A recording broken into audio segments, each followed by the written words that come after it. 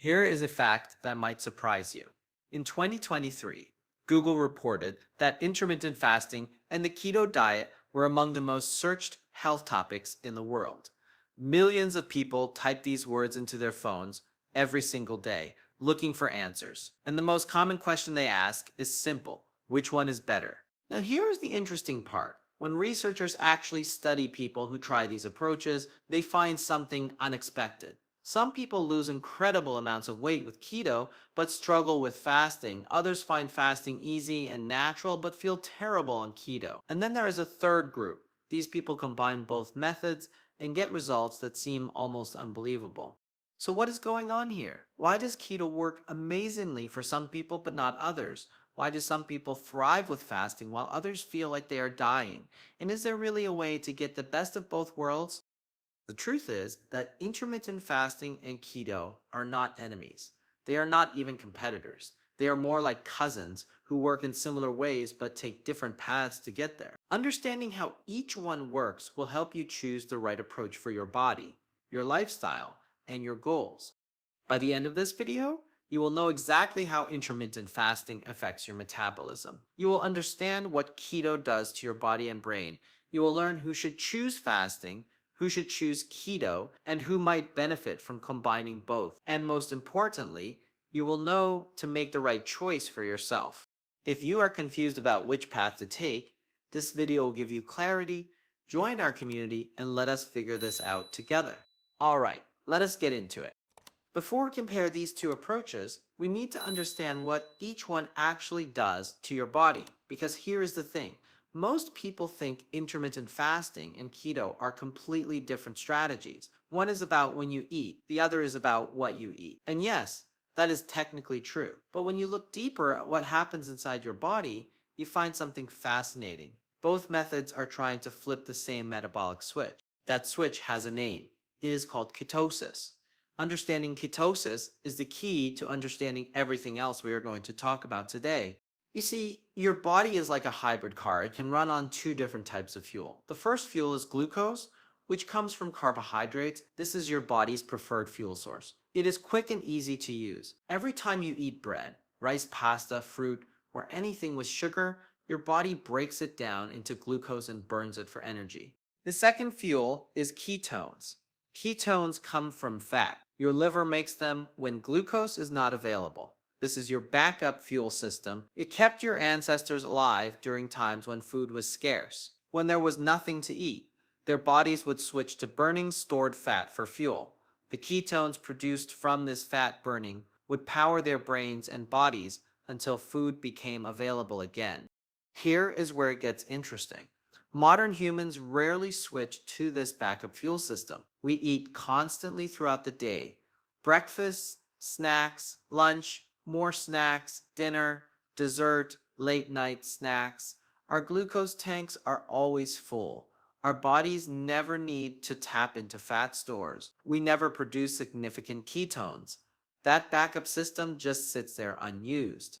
Both intermittent fasting and keto are designed to flip that switch.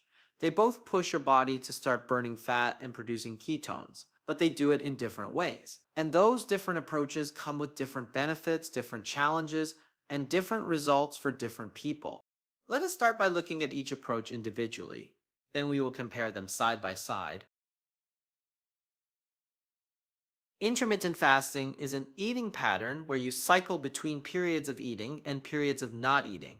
The focus is entirely on when you eat, not what you eat. During your eating window, you can technically eat whatever you want. During your fasting window, you consume no calories at all. There are several popular ways to practice intermittent fasting. The most common is the 16-8 method. You fast for 16 hours and eat all your food within an 8-hour window. For example, you might skip breakfast, eat your first meal at noon, and finish eating by 8 in the evening. Another approach is the 24 method. This is more advanced. You eat within just a 4-hour window each day.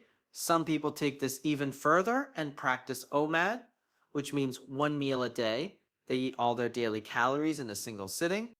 There is also alternate day fasting, where you eat normally one day and fast completely the next day, and the 5-2 method, where you eat normally 5 days per week and severely restrict calories on 2 non-consecutive days. But here is the question. Why does not eating for certain periods help you lose weight and improve health? The answer goes far beyond simple calorie reduction. When you eat food, especially carbohydrates, your blood sugar rises. Your pancreas releases a hormone called insulin. Insulin tells your cells to absorb the glucose from your blood and use it for energy. Insulin also tells your body to stop burning fat and start storing it instead. As long as insulin levels stay high, your body stays in storage mode. It is putting away fat, not burning it. It is using glucose, not ketones. The metabolic switch stays firmly in the off position. But when you stop eating, something changes. Your blood sugar starts to drop, insulin levels fall, and after several hours, your body realizes that no new food is coming. It needs to find another source of energy. So it starts breaking down stored fat and converting it into ketones. The longer you fast, the deeper you go into this fat burning state. By around 12 to 16 hours of fasting, most people start producing measurable ketones. By 24 hours, ketone production is significant. And by 48 to 72 hours, you are in deep ketosis.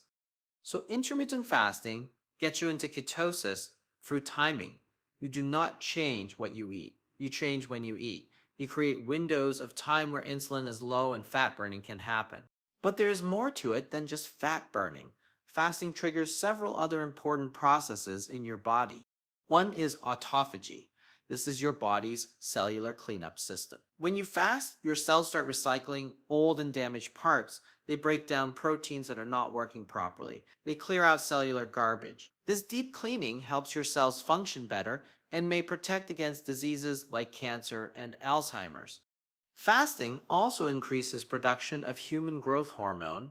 This hormone helps maintain muscle mass, burn fat, and keep you looking and feeling young. Studies show that fasting can increase growth hormone levels by several 100%. Another benefit is improved insulin sensitivity. When you fast regularly, your cells become more responsive to insulin. This means you need less insulin to control blood sugar. This is incredibly important for preventing and reversing type 2 diabetes. So intermittent fasting is powerful, but it requires you to go without food for extended periods. For some people, this is easy. For others, it is extremely challenging. And that brings us to the keto diet. The ketogenic diet takes a completely different approach. Instead of focusing on when you eat, it focuses on what you eat. Specifically, it dramatically reduces carbohydrate intake and replaces those calories with fat. On a standard keto diet, you typically eat about 70 to 75% of your calories from fat. About 20% comes from protein, and only 5 to 10% comes from carbohydrate. For most people, this means eating less than 20 to 50 grams of carbs per day. To put that in perspective, a single banana has about 27 grams of carbs. A medium potato has about 37 grams. A cup of rice has about 45 grams. On keto, any one of these foods would use up most or all of your daily carb allowance. So what do you eat on keto? Meat, fish, eggs, cheese, butter, oils, nuts, seeds, and non-starchy vegetables like leafy greens, broccoli, and cauliflower. What do you avoid? Bread, pasta, rice, potatoes, fruit, sugar, and anything made with flour or grains. Now, here is why this works. Remember that metabolic switch we talked about? When you cut carbohydrates to very low levels, your body runs out of glucose quickly. Even if you are eating regularly throughout the day, there is simply not enough glucose coming in to meet your energy needs. So your body has no choice. It must switch to burning fat and producing ketones. This is the key difference between fasting and keto. Fasting gets you into ketosis by not eating. Keto gets you into ketosis by changing what you eat. Both methods flip the same switch, but they use different levers to do it.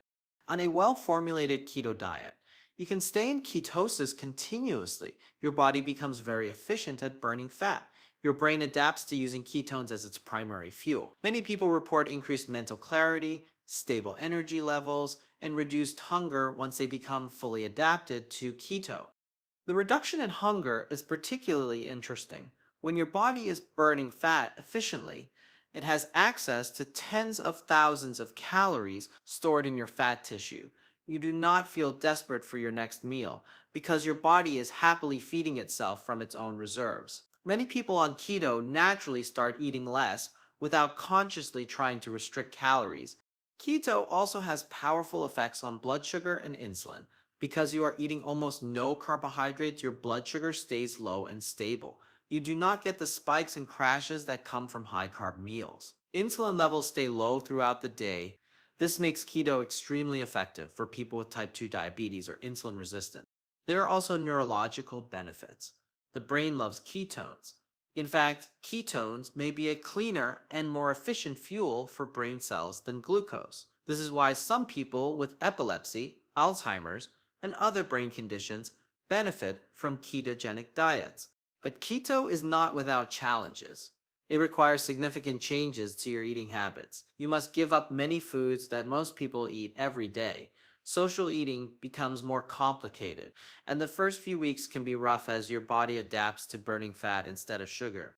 Many people experience something called the keto flu during this adaptation period. Symptoms include headache, fatigue, irritability, brain fog, and nausea. These symptoms usually pass within a week or two, but they can be intense while they last. So we have two powerful approaches. Both can help you lose weight. Both improve metabolic health. Both get you into ketosis, but they work differently and feel different in practice. Which one should you choose? Let us compare intermittent fasting and keto across several important factors. This will help you understand which approach might work better for your specific situation. First, let us talk about ease of starting. For most people, intermittent fasting is easier to begin. You do not have to change what you eat. You do not have to learn new recipes. You do not have to read labels or count macros. You just skip a meal or two and create a longer gap between your last meal and your first meal the next day. Keto has a steeper learning curve. You need to understand which foods are allowed and which are not. You often need to track your carbohydrate intake. At least in the beginning, you may need to find new recipes and change how you cook. This takes time and effort. However, the day-to-day experience can be different. Some people find fasting easy because they simply skip breakfast and eat a normal lunch and dinner. Others struggle terribly with hunger during the fasting period. They watch the clock constantly, waiting for their eating window to open. With keto, you can eat whenever you want. If you are hungry, you eat, you just have to eat the right foods. Some people find this much easier to sustain than going without food for extended periods. Now let us talk about hunger and cravings. In the short term, fasting usually produces more hunger. You are literally not eating, so of course, you feel hungry. But many people find that hunger comes in waves. If you wait it out, the hunger often passes. And over time, as your body adapts, the hunger typically decreases significantly. Keto often eliminates hunger more quickly. Once you are fat adapted, usually after 2 to 4 weeks, your body has easy access to stored fat. Hunger signals change. Cravings for carbs and sugar often disappear. Many people on keto report forgetting to eat because they simply do not feel hungry. But here is the catch. Getting through those first few weeks of keto can be brutal. The cravings for bread, pasta, and sugar can be intense. The keto flu makes you feel terrible. Many people quit during this adaptation phase before they ever experience the benefit. Let us consider speed of results. Both approaches can produce significant weight loss, but the timeline differs. With keto, you often see dramatic results in the first week or two. People commonly lose 5 to 10 pounds very quickly.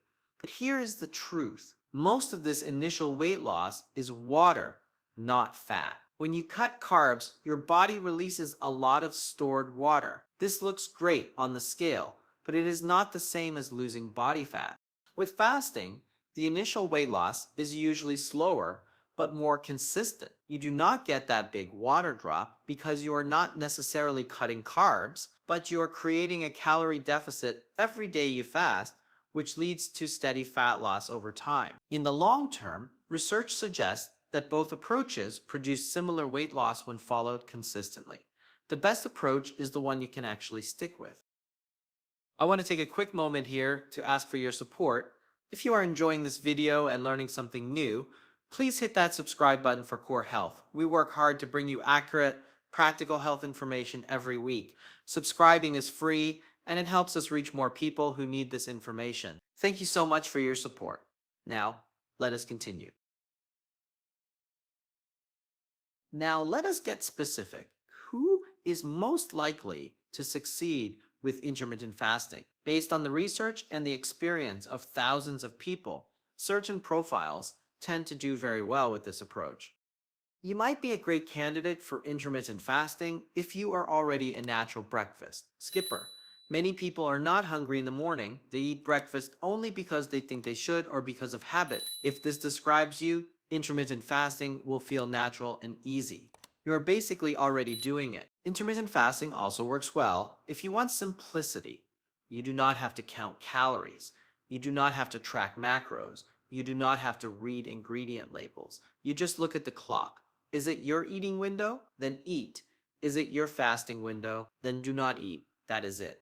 If you do not want to give up specific foods, fasting is your friend. You can still eat bread, pasta, rice, and fruit. You can still have dessert on special occasions. You just eat these foods within your eating window. For many people, this flexibility makes fasting sustainable long term. People with busy mornings often love fasting. Instead of spending time preparing and eating breakfast, you just skip it. You have more time for other things.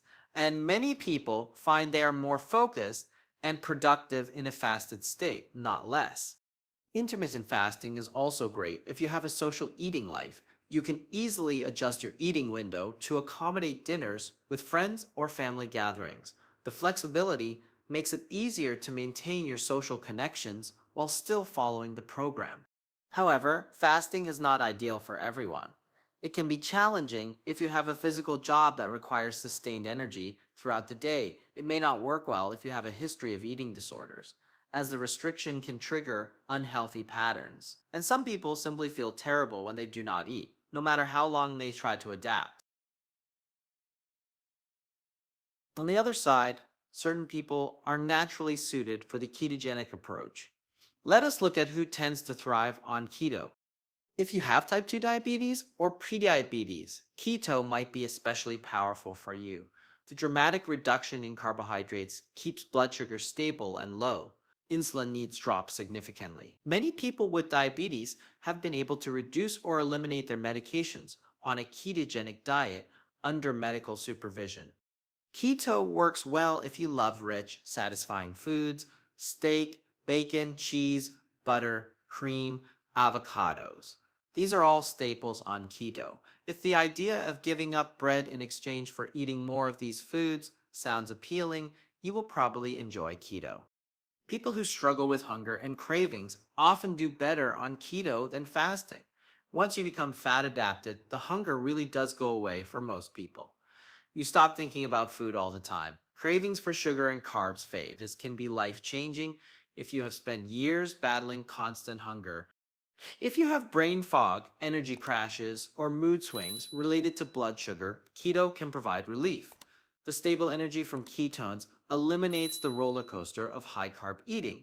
Many people report feeling mentally sharper and emotionally more stable on keto. Those with certain neurological conditions may benefit from keto. The diet was originally developed to treat epilepsy in children, and it is still used for this purpose today. Research is also exploring benefits for Alzheimer's, Parkinson's, and other brain diseases. Keto might not be ideal if you have certain kidney conditions or other health issues that require medical supervision.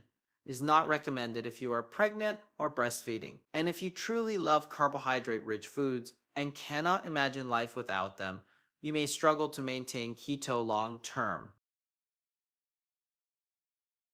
Here is something that many people do not realize. Intermittent fasting and keto are not mutually exclusive. You do not have to choose one or the other. You can do both at the same time. And when you combine them, something magical happens. Think about it this way. Keto gets you into ketosis by changing what you eat. Fasting gets you into ketosis by changing when you eat. When you do both together, You push deeper into ketosis faster. You amplify the benefits of each approach. Let me explain how this works practically. On keto alone, your body stays in ketosis because carbs are very low, but you might still be eating 3 or 4 times a day. Each time you eat, even if it is keto food, insulin rises slightly. This is normal, but it means you never get the extended periods of very low insulin that come with fasting. When you add intermittent fasting to keto, you create longer windows where insulin stays very low. This allows deeper fat burning and stronger autophagy. You get benefits that neither approach provides alone. Here is another advantage. Fasting is much easier when you are already in ketosis. Remember how hard it can be to fast when you are running on glucose. The hunger, the irritability, the difficulty concentrating. Much of this difficulty comes from blood sugar fluctuations. But when you are fat adapted on keto, your body does not rely on glucose anymore. It is happily burning fat and ketones, so when you extend your eating window or skip a meal, your body barely notices. There is no blood sugar crash, no desperate hunger. Fasting feels natural and almost effortless. Many people find that after a few weeks on strict keto, they naturally start eating less often. They just are not hungry for breakfast anymore. They start skipping meals without even trying. The two approaches merge into one seamless lifestyle. Dr. Jason Fung, a nephrologist who has written extensively about fasting, often recommends combining low-carb eating with intermittent fasting. He finds that this combination is particularly powerful for people with type 2 diabetes and metabolic syndrome. The synergy between the two approaches accelerates healing.